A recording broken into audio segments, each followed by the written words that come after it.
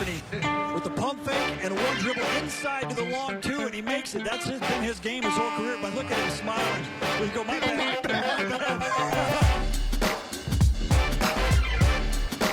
The long two.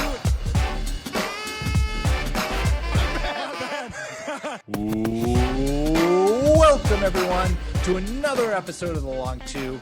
I am Pete Rogers. He is Natty Wallach, and we are a Carmelo Stanthony podcast that occasionally talks fantasy basketball. Natty, how you doing today? Howdy, what's up, Pete? How's it going? It is good. We are spicing it up yet again, this time recording on a Sunday, releasing on a Monday, just to make sure. I was feeling a little under the weather when we normally record Thursday nights to release Friday. And then also, you know what? I just feel like this is the clearest week structure. We come out on Mondays, you listen to us as you're, well, I guess some people maybe aren't heading into work anymore. As you wake up, I guess, on your Monday mornings, gets you the whole NBA breakdown for what's previous, what's coming. You know, it feels right. It feels natural now, Natty. Well, there's no football anymore, so you're available on Sundays. This and is true. Who doesn't want to start their Monday, their week off with our voices? I couldn't think of a better voice to start my Mondays off than yours, Natty. You're mellifluous, a word that I'm pretty sure I know what it means. Certainly trying to sneak it into like daily conversation. Sure. What a mellifluous day it is. That's a mellifluous sweater. Someone's gonna let us know that it actually means something really offensive, and you're now just gonna have egg all over your face. You're gonna have you're not gonna have a maleficent look about you. It's maleficent mellifluence. How about that? There's a tongue twister. All right, well, let's start with the biggest takeaways, where we share one thing we loved and one thing we hated from the previous week. Natty, why don't you start us off? What did you love from this past week? Okay, my love, or one of my loves this week, is Malik Mad Monk going off. He is a former fantasy boyfriend of mine, a guy that I drafted as a rookie and always believed in, but he's just had a disappointing career thus far, but he's still super young. Anyway, for a 3-game stretch versus Utah, Phoenix, and Golden State, he was averaging over 20 points per game. On the season, he's at 12 plus points per game, 2 plus boards, an assist, 5 plus 3-point attempts per game at 47% on those threes. He's 5th in field goal attempts on Charlotte, 9.5 per game, and 9th in minutes per game on the year. He also has a 61.6 true shooting percentage. Love to see that. For context, Chris Middleton, who's having a 54, nearly 90 season shooting, has a 61.5 true shooting percentage. Dame Lillard is at 61% and CJ McCollum's at 62%. Monk's been shooting well.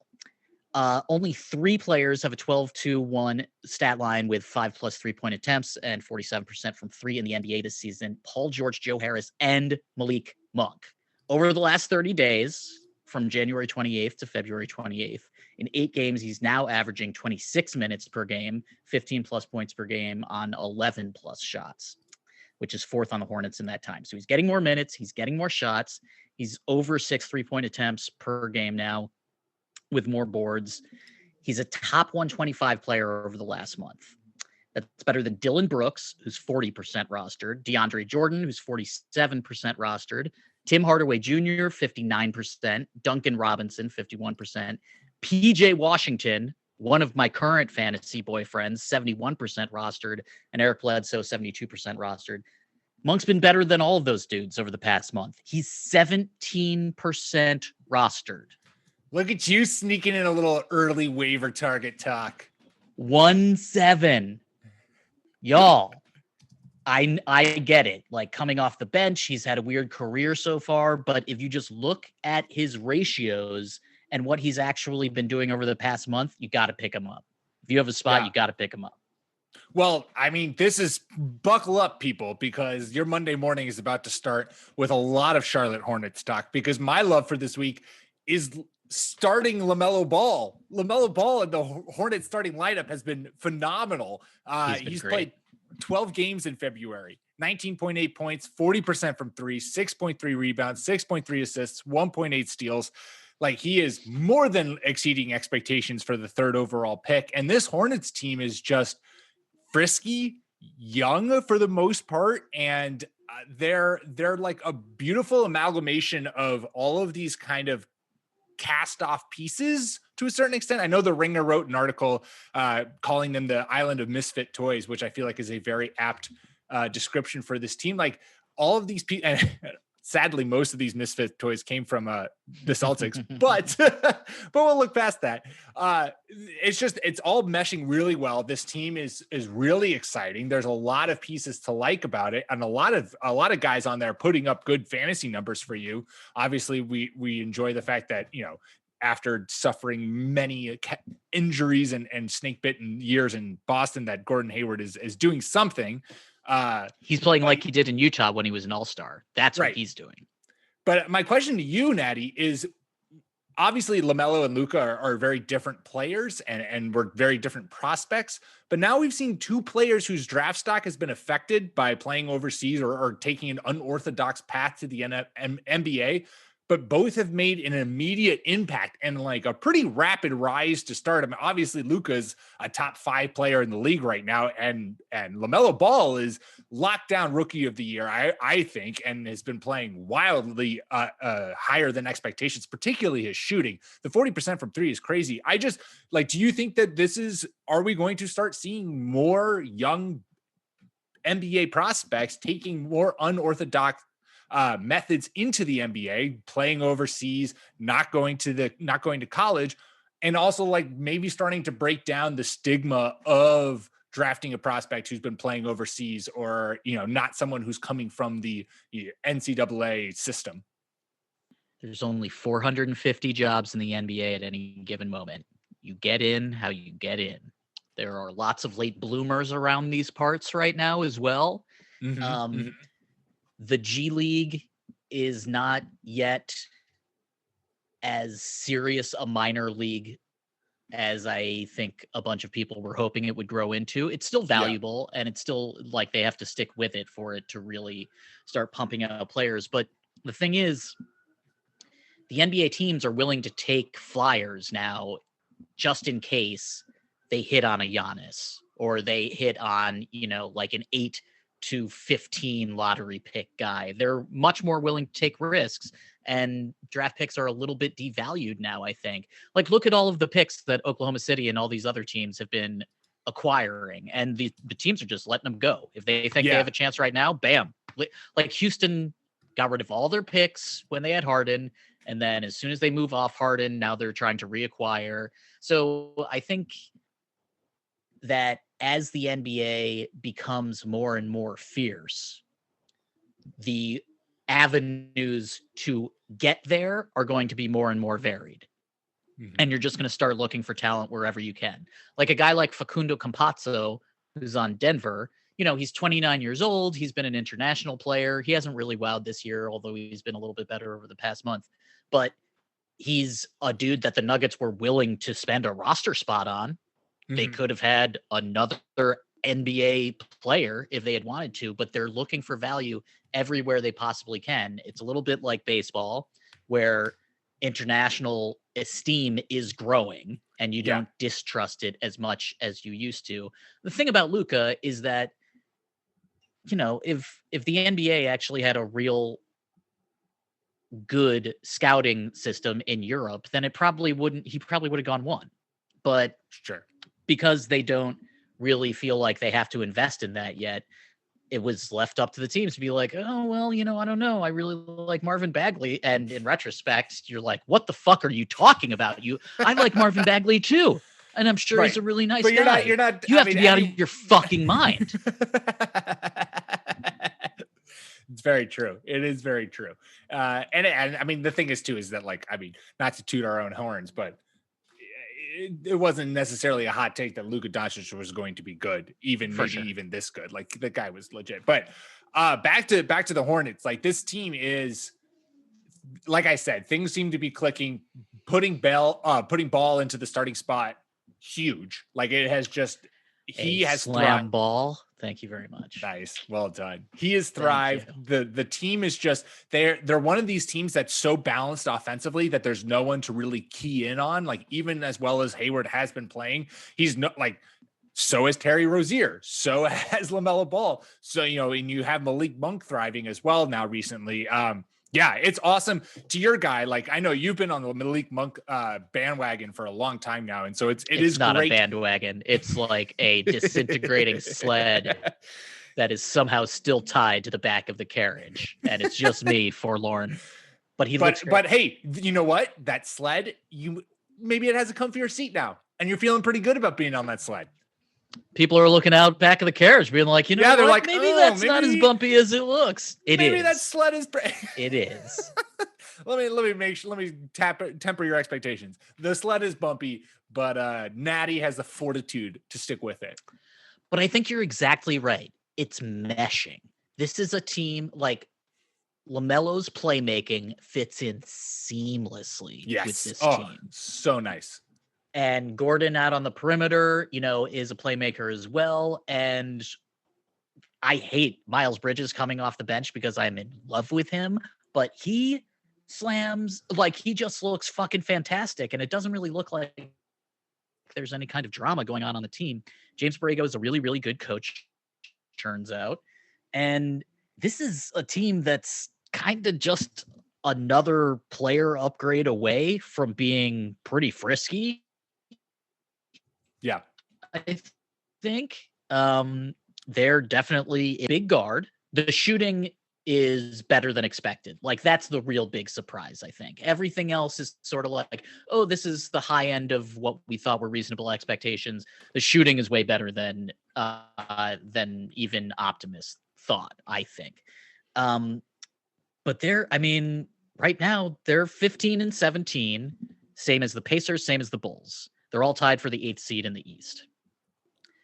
Like this team, if you don't think that you need to start Miles Bridges, they could move to try to get something really special. I don't know if those are players like, Brad Beal seems to want to stay in DC, but wouldn't you kind of want to play for Michael Jordan? That would be a saucy landing spot. But anyway, this team, they mesh. Just as you said, it's all clicking. They work well together. They're being well coached. They're under 500, but they look better than a lot of people thought they would going into the season. Yeah. It's been fun. Let me seamlessly transition this to a team that has been meshing and is my hate for the week. Eventually we had to talk about it. And the Boston Celtics going 6-15 in the month of February. Currently below 500. Is that bad? Not great. Don't love it. Not a fan. The last stretch, and I know they won against the Pacers, and thank God for Kemba Walker for deciding to just like turn it on and be the ignition to the Celtics offense when Jason Tatum had like 9 points and Jalen had 15. Like, trade them both, blow it up, keep Kemba. Blow it up. They're useless. Kemba's the only one who matters. But the 3 games before that, the Pelicans, Mavericks, and Hawks stretch was brutal and soul crushing. You had big lead against the Pelicans, which the Celtics gave up and lost.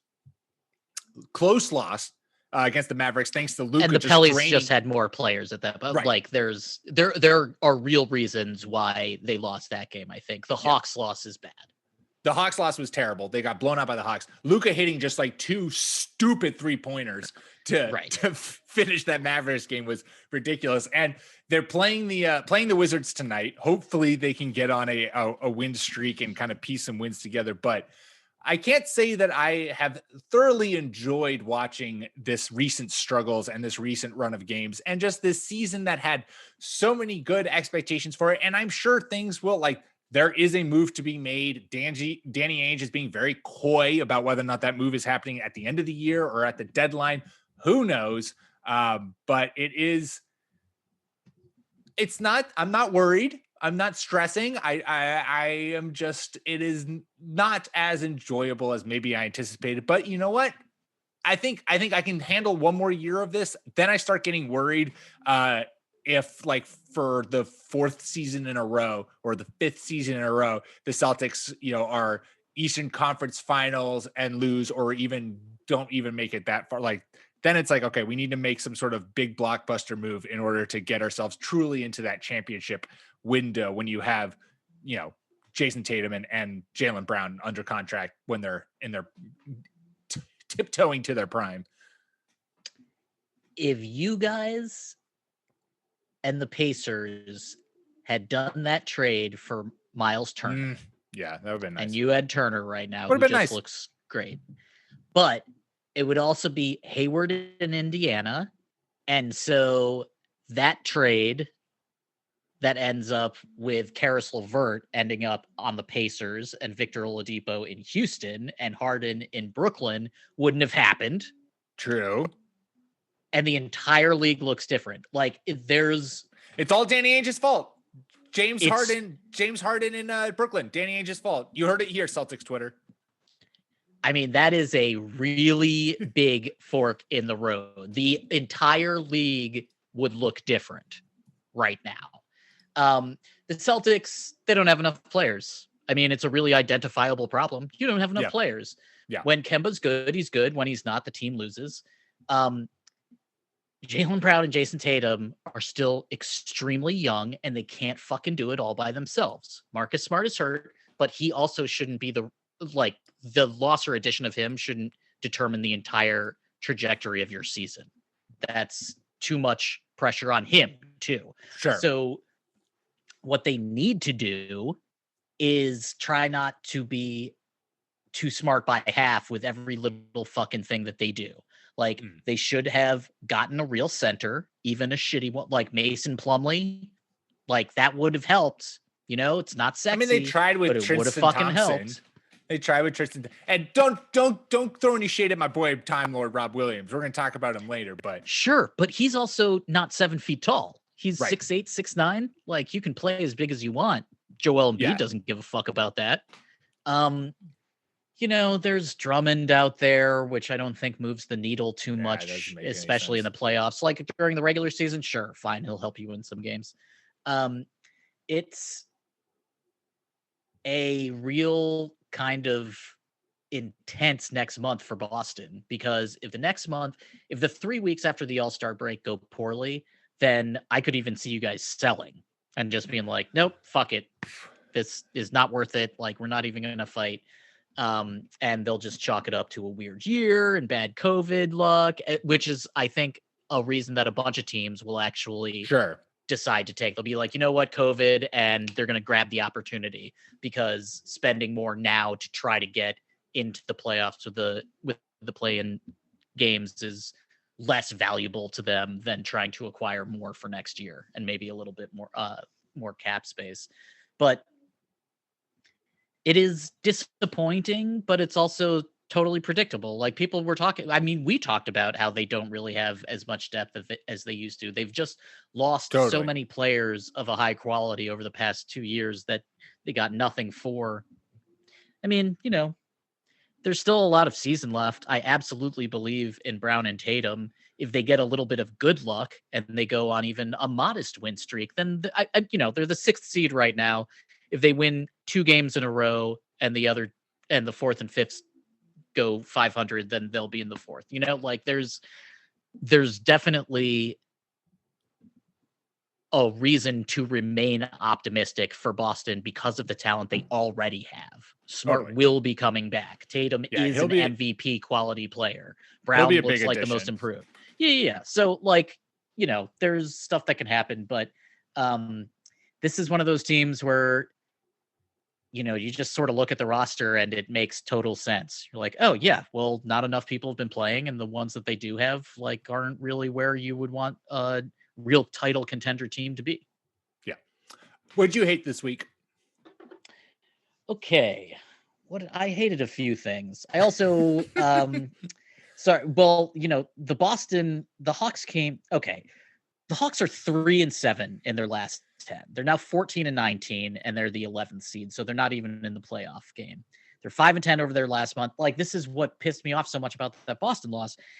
So the Hawks are 23rd worst defensive rating on the year. They're 27th over the last month.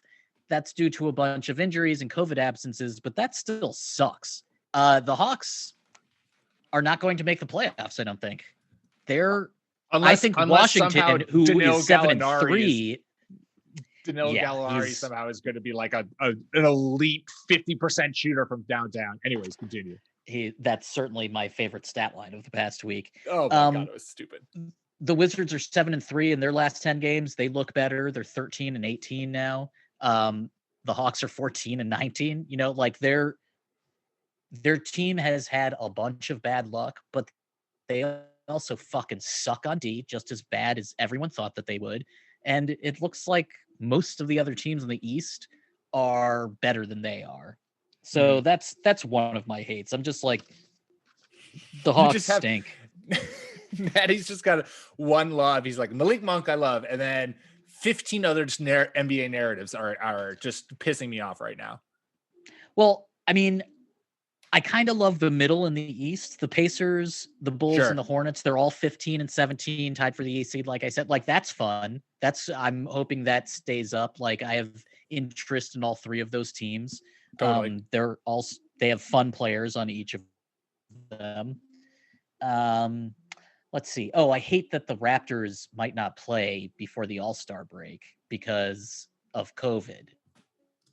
This is an actual fantasy. Might not play again before the All-Star break because they couldn't get enough players for today, and that might not change for the rest of the week. So be extremely aware of your ads and the players you have on your team. The Raptors are dangerous this week. Oh, I'm hating this Kobe as the logo stuff. Ooh, like okay. I like it. I think that's so overly sentimental and it's not spitting in the face of people, but like if the logo were going to change to anyone, it should be to Bill Russell scoreboard. Yeah. I could see it changing to MJ or LeBron, but it's certainly not going to be changing to Kobe. Kobe having the All-Star MVP award named after him is perfect. He always took it, like that's his game. He always took it seriously. He loved playing up to talent. He loved playing against the best of the best. But changing him to the logo is discounting what better players than him have done. He is not the best player in NBA history. He's not even top 5. Like, you can make a case that he's not top 10. I think he's right there, but there are so many more worthy of being the face of the entire league. Bill Russell being preeminent above all of them. Yep. I actually kind of feel like just for image purposes, like the best new logo would be Kareem Skyhook. Ooh, that would be saucy. Like Jordan making it would be. You could do Jordan's free throw line dunk. Like that's an iconic silhouette. Right, but it's already out there. It's almost like you're co-opting Nike or Jordan brand himself. Right. If you were going to do Bron, I do think that there are good reasons to do that. Just he's the now. A lot of people don't know who Bill Russell is or what he meant. And the problem with Bron though is that like what would be his actual logo, right? Like what would, because sort of his biggest plays have been blocks and like but that's not a basketball play, you know what I mean? It's it would be a terrible logo. It would look cool, but it wouldn't have a basketball in it. It would just be LeBron. Right. So I don't know. I do sort of feel like you can change the logo. There's no rule that says that you can't, and it's sort of like changing, the pictures on dollar bills. Like, let's update. Yep. Things have changed, and there are people worthy of that honor. It should be Bill Russell. It should absolutely fucking not be Kobe. That's not Kobe hate. It's just saying like, if you're going to look at this is who represents the NBA, the top of the top. It should be someone whose resume is better than Kobe's, even though the love and popularity for them might not be as high. I wholeheartedly agree. And that's not just coming from a Celtics fan. I am the stethoscope is on. I am Dr. Peter for non-Celtics hot takes. And yeah. That accent really stayed consistent over that Thank 1.5 you. seconds. Well, I am nothing if not consistent. That is what I'm here for, is consistency at its finest. All right, well, let's go into the Jan Vesely favorite stat line of the week, named in honor of Wizards great Jan Vesely, who back in 2013 posted the stat line of 4 points, 2 rebounds, and 6 fouls in 8 minutes of play. I'll start us off. Jarrett Allen has gotten a lot more run time for the Cleveland Cavaliers, with them benching Andre Drummond, looking for a trade. Sure has. Whoo, against the Rockets, baby. 26 points, 18 rebounds, 2 assists, 4 blocks. And on the week, he's averaging 19.8 points, 14.8 rebounds, 3.0 blocks. Like, gorgeous. Terrific stat line from Jarrett Allen. We all knew that, like, he is a tremendous young center who was, I feel like, not lost in the Brooklyn trade, but certainly I feel like it was obviously James Harden's what everyone talked about. And then the Karis LeVert kind of drama also kind of was like its own second kind of news story that went down. So I feel like Jarrett Allen, just how good of a player Jarrett Allen could be, has been kind of maybe lost by the casual NBA fan. And this week has certainly reminded you and shown you that this guy is a legit young center. The afro is incredible. I absolutely love his play style. And he can get up and down the court, and it totally makes sense why the Cavaliers are looking to trade Andre Drummond now, because you have a younger center who can put up basically the same numbers that Drum can. So I live in Brooklyn, and all the real Nets fans around here, when all that shit went down with the trade, were like, oh, awesome, Harden. Okay, well, now we're legit. But fuck, Jarrett, really? You had to? Why?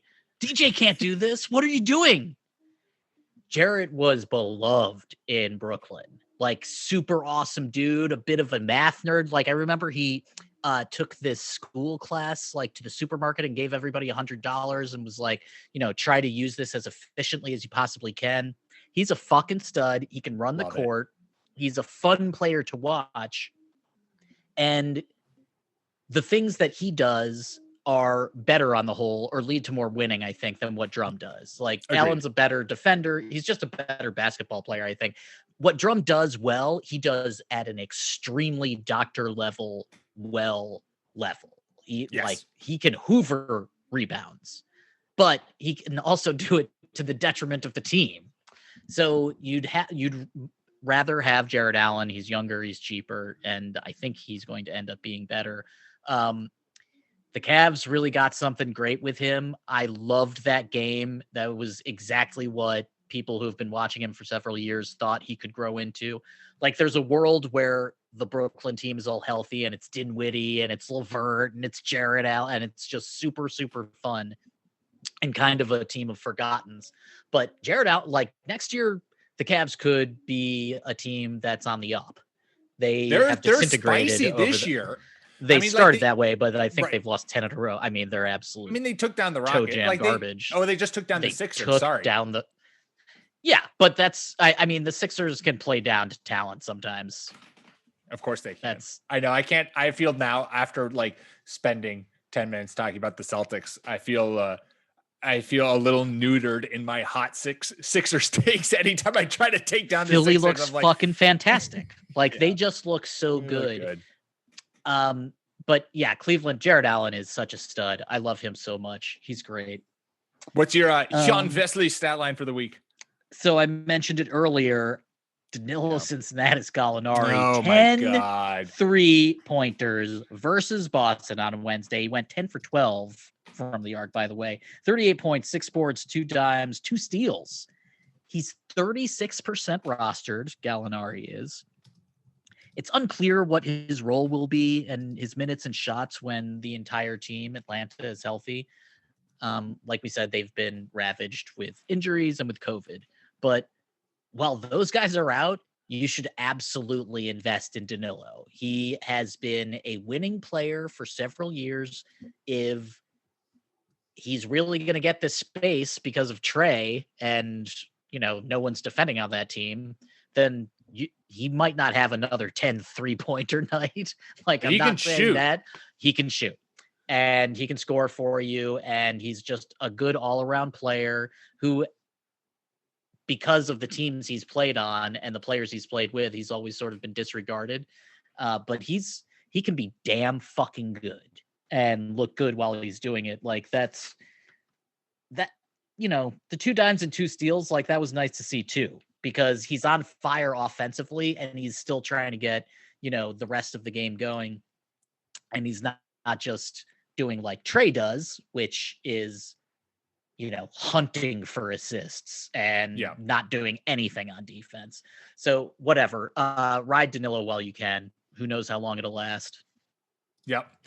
I hate that stat line, but I also, it's a clear and obvious pick. Going 10 for 12 from 3. I mean, what are we doing? It's just here? Like, when dudes are that hot, it doesn't really matter which team they're on. You're just like, okay, cool. I'd like to see him sink some more. That's awesome. Yeah. You just want to watch and yeah, you just want to watch that. All right. Well, let's move on to next week. But before we do, let's take a quick ad break. All right, we are back. Let's turn our attention to next week and talk favorite waiver wire ads. And I will start. It's a guy who we already mentioned earlier, PJ Washington. He's rostered, I think you said, in like 70% of leagues, Natty. So it's not someone who's likely available on your waivers. But I do just want to say, I feel like in the hubbub of the Charlotte Hornets, PJ Washington was like this gem, this lovable fantasy darling last year. And he might maybe be a little overlooked this year. 11.6 points, 6.3 boards, 2 assists, 2.2 stocks. Like, the boards, assists, and stocks, all better than last year. So his counting stats are improving. The points took a little bit of a backseat, but not drastically. So I just definitely think that, like, he is someone who, if he's available on your waivers, like, there's a reason why he's 70% rostered. You should be going to get him, especially as this Hornets team kind of continues to keep driving. Love him. Love Miles Bridges. They're on an upward trajectory, the both of them. They're both boyfriends of mine. I can't recommend them highly enough. Miles Bridges slam dunking is one of the coolest things in the NBA. The alley-oop duo of LaMelo Ball to Miles Bridges has become must-watch highlight reel basketball. It's awesome. Yeah, that team is fun, man. God damn, it's been so long. God damn, it's nice. Like, Jordan had the documentary last year, Jesus, and now a fun, good team on the up. Things kind of working for him. Jordan, nice job, MJ. I feel like Michael Jordan could share a little bit of the success. I really hope that they make the playoffs. I mean, they would be so much fun with in the playoffs. Like, that kind of guard play, that kind of like offensive facilitation is kind of what the Celtics are missing. 09 Rondo on the Celtics team would be phenomenal. That's what I want. Sure. Ball versus Kemba is going to be a problem. Like, that's go get the fact that LaMelo. Maybe they go get Lonzo at the deadline. That would be pretty fun. That would be cool. And he's been doing great too. He's been doing really well. Yeah, his shooting has gotten so much better. So maybe the Pelicans wouldn't want to part with him now, but you put the right package together. Why not? Yeah, for sure. You can't let someone like Lonzo be untouchable. That's insane. Yeah. He doesn't do enough for you. You've already given plenty of good waiver targets so far on the show, but do you have any other particular guys who you're snagging off waivers? I have 3 more. Oh my God, look at this man coming so prepared. Well, we're going into the All-Star break, and it's just, it's important to try to get as much value out of this short week as you possibly can. I know a bunch of leagues combine the 2 weeks, but for a lot of other leagues, they separate them, or they allow you to change rosters in between if it's weekly. Anyway, so I mentioned the Mad Monk earlier, 17% rostered. This guy, I'm going to make a ratio suggestion. Ooh. I'm going with efficiency for this one, because everyone needs to find value where they can. Tomas Satoransky of the Chicago Bulls. Over the past month, he has ranked number 103 on the ESPN Basic Player Rater. He's 11% rostered in the year of our Lord 2021. Tomas Satoransky has the 3rd best true shooting percentage of all players who average 20 plus minutes per game. Third best in the NBA of dudes who actually get their minutes. Here's the list. Here's the top 5. It's DeAndre Jordan at 76.2, the best. Jivin' Joe Ingles, straight down from the Outback at number 2. Like, that's a big fucking reason why Utah's been doing so well. Yeah. Then it's Tomas Satoransky. Then Brooklyn Joe. And then, how about this for connection? Jared Allen. At 70.5 true shooting percentage. That's the top 5 in 2021. I mean, Satoransky isn't going to get you points. This is a pure ratio play. You know, he's averaging 8+ points per game, 3 boards, 4 dimes, but he's shooting 60, 53, 95. So if you're streaming and you just sort of need a dude that isn't going to hurt you and can even actually help you with those tough ratios, he's a guy who can do that. Let's see who else is out here. Sadiq Bey is still under 30% rostered. He's been a top 100 player over the past month. He's averaging 12, 4, 1, and 1 stock, shooting over 6 threes a game on 44% shooting. Everyone should pick him up. And then another bull, another baby bull, the 110th best player over the past month, Patrick Williams, who no one knows what he sounds like or what he looks like or who he is, but he was a high draft pick. He's 18% rostered. He's 3rd in minutes on the Bulls, by the way. So they're running him out there. He's playing over 30 minutes a game. It's 10+ points per game, 5+ boards, a dime and a half, 1.5 stocks though. So busy hands on the defense. He's 19 years old. He's the youngest player on the Bulls. Yeah, he's the youngest player on the Bulls, one of the youngest in the NBA, and he's playing over 30 minutes per game, which is something that not a lot of rookies are actually doing. Mm-hmm. So he's getting you volume. It's not sexy yet, but if you're in a dynasty, you should fucking pick him up. It's crazy when you think that he is still just like a year older than Jason Tatum. It's crazy. The amount of youth in the NBA versus the amount of elite oldsters is as there's just like no middle wide ground. as I've seen it in so long. As soon as you hit 26, you're 26 to like 34 years or just nope, not important. You have to be either 33 and up or 25 and younger. It's amazing. I mean, we've seen this in other sports where sort of the middle class, the blue collar guys kind of get edged out. Yeah. And so you're only focusing on elite guys that are completely undervalued and then young dudes. But it is, I mean, the fact that there's all these under 21-year-olds who are sort of highlighting how good the new NBA can look and the fact that there is a pipeline and they are NBA providing new talent. Good. Yeah, it sure does. I have one final waiver ad. It is my man, TimeLord Robert Williams. Over the last week, he's seen an increase in minutes, 20 minutes per game, 8 points, 7.8 rebounds, 2.3 blocks, 2 assists, which I always like that. I always like a guy because, you know, your typical big is going to get you boards and if he's a defensive minded guy, he's going to get you blocks. Now, obviously you love guys who can get you double-digit boards and 2+ blocks. But I always like adding that like 2 to 3 assists per game just gives them that extra fantasy boost. And Rob Williams, low-key, his passing ability is something that I think can be nurtured and develop into something where, I mean, he down the road might be a 4, not this year, but like in his career, might be a 4-ish assist guy at the center position. So certainly someone to roster moving forward, especially as the Celtics try to figure out what the hell they're doing in their front court or backcourt. The new NBA is about a democratization of the court. Traditional stats for traditional positions are falling away from the waist. You know, like Russell Westbrook is averaging more rebounds than traditional centers. Dimes are all over the place now because playmaking and movement is key. There's more possessions than ever. People are getting more blocks and steals. Assists from bigs are becoming more commonplace, and they are ultra valuable in fantasy, which is why a guy like Joker or a guy like Cat who can shoot.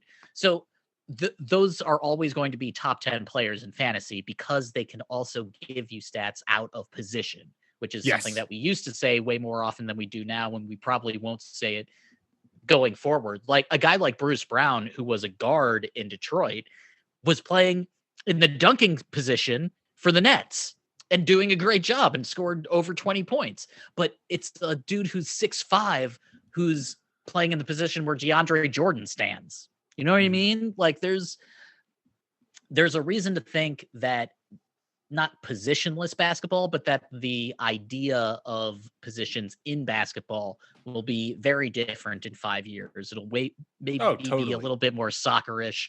You'll have distributors, and those can be your centers. Those can be your bigs. Like it's all about the court vision, and you can play inside out when you have such good perimeter shooting. So I love Time Lord. I wish he was 3 inches taller. If he was 7 feet, I feel like that's like that's the thing that's like the biggest barrier for Brad Stevens in terms of Time Lord's minutes, is just because I mean, when you watch a game with him on the court, the Celtics just looks like such better image. And so you're like, why is he only playing 20 minutes a game? And I feel like if Time Lord was like even 6'10", 6'11", he would be starting, but instead 20 minutes a game, but still getting you almost 2.5 blocks, 8 points, 7.8. And is also a baby. Like maybe the president just doesn't want to run him into the ground, Also possible. All right, it is time for Studs and Duds, which both Natty and I pick one player who we think will perform above average in fantasy this coming week and one who will underperform. Natty staying perfectly 500, 4-4. If only he had made Cantor his stud last week, because Enes Kanter balled out. Meanwhile, yours truly 7-1. I cannot be stopped. Nice job.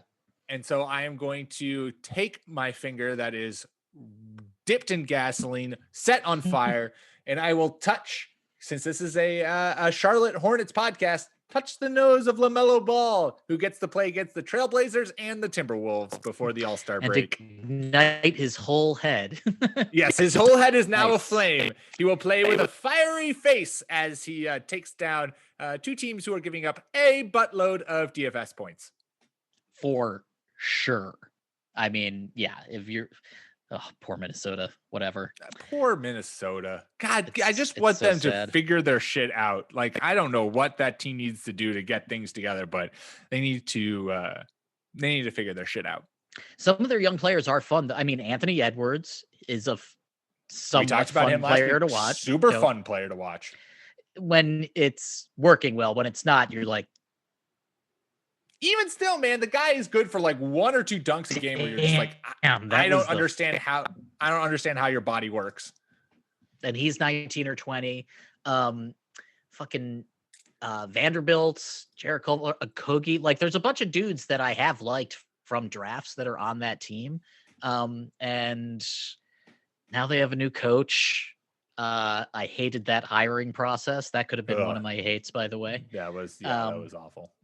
Serious black eye for that team in the NBA, no pun intended. I mean, that's just sort of disgusting, but it seems like the players, or at least Big Cat, wanted him there. So or at least signed off.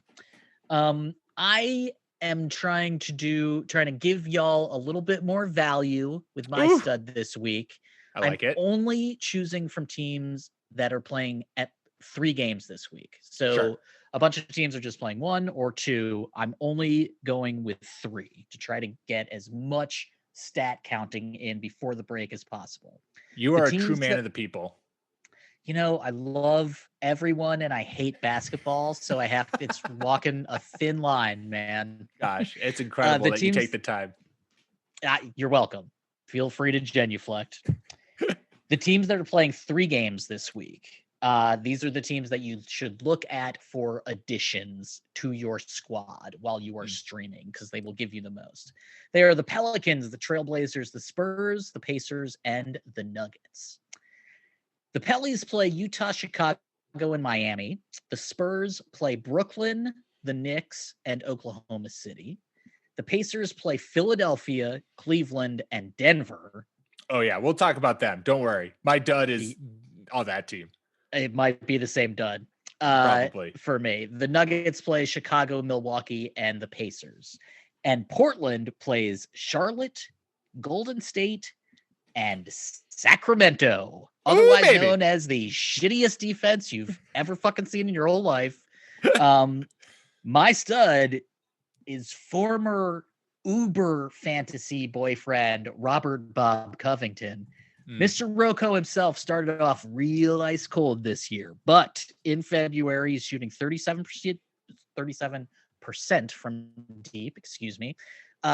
He's never been a dude for points, but he's averaging you 8 points per game, 7 boards, 1.5 assists, 1.5 steals, and 1.6 blocks per game. Love those numbers. That's per game. 1.5, 1.6 every single fucking game. That's nice. I think he's out of his slump. He did have 0 points the other night against the Nuggets, but who cares?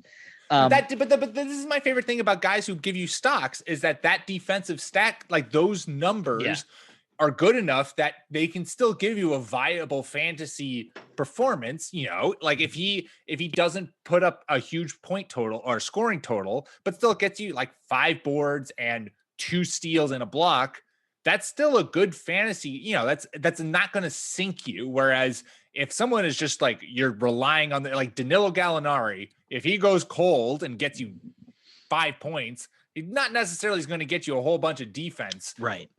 To get to compensate for that. Anyways. Yeah. Rocco is like him 2 or 3 years ago is the guy that everyone's looking for this year, which is like, points don't matter as much because everyone's scoring over 20 points per game now. Like that's the other thing, since most teams aren't playing defense as hard as they usually do, or can't plan as properly for games as they used to be able to. Everyone's scoring way more. And so you're looking for guys that can help you with counting stats in the other categories, like steals, like blocks, which is why stocks and the Stonk report, the weekly Stonk report coming out on fake teams from Mr. Pete, Dr. Pete every week. Gracias.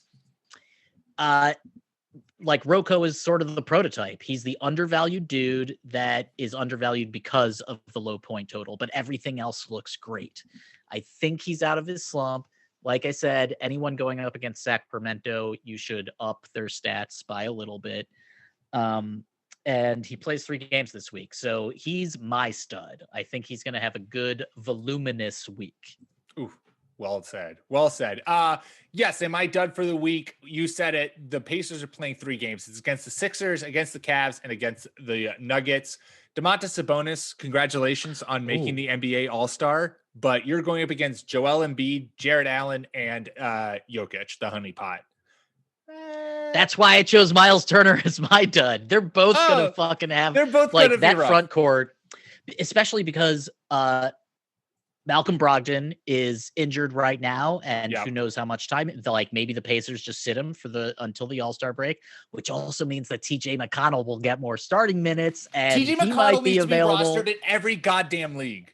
Had a double-double yesterday. Yeah, for sure. Every time I write any kind of waiver article, I just feel like I need to be writing about TJ McConnell because the man gets you assists, gets you points, and somehow is still getting you like 2 steals a game. Right. Busy hands for sure. Also, every TJ on the Pacers should be owned 10% more than other TJs. Non-Indiana TJs, it's fine. But when you're if you're Pacers in Indiana, uniform and your name is TJ, you are 100% rostered. You have to be. It's just the laws of nature. We have enough evidence at this point. You're right. There's it's a natural law. We've seen enough. It's written in stone. Exactly.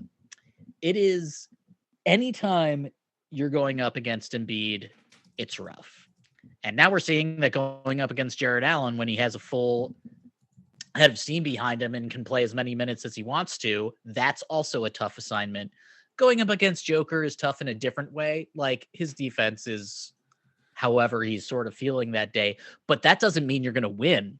You have to fuck it. Like you got to work. Will tire you out on the offensive end. Exactly. Yeah, exactly. So I think that front court has also the Pacers are 3-7 over their last 10. they don't look great. They're down several players. We're not really talking. They looked so competent and solid at the beginning of the season that I think we're not really talking about them anymore. I mean, Sabonis and Turner.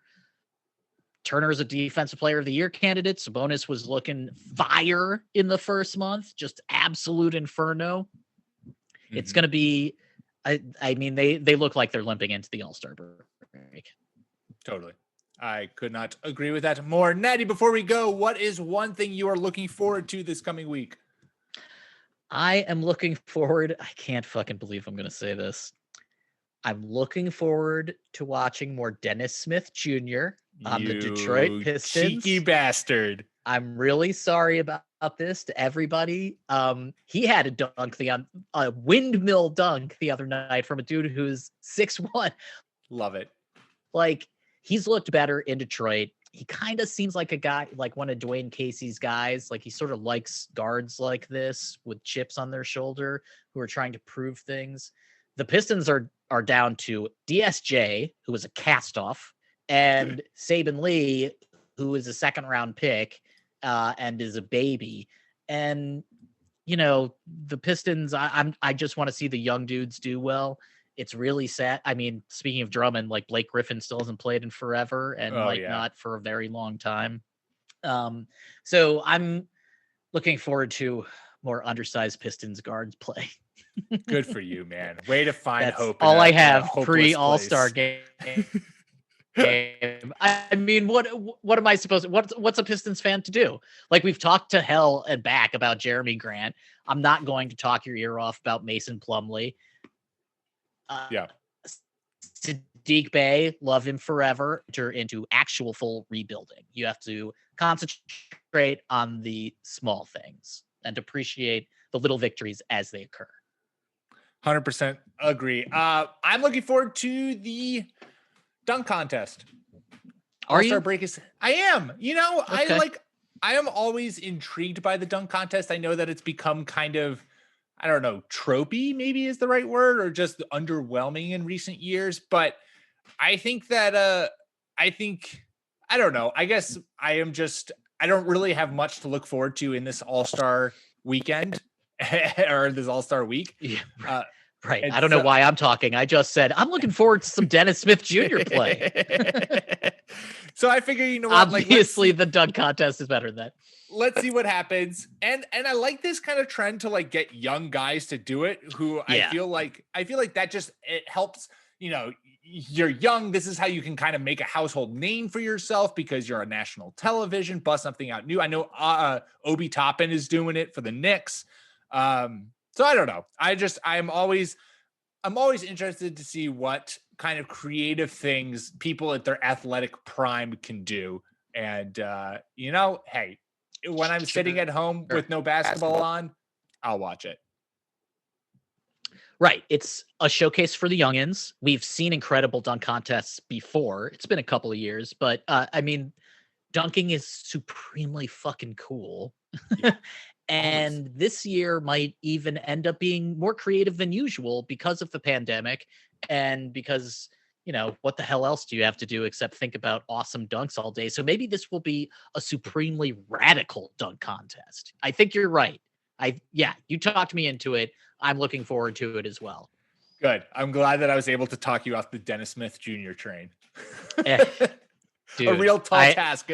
I was literally like, oh, I haven't seen a dunk like that from Piston in a while. That's nice to see. And meanwhile, Blake Griffin's on my team.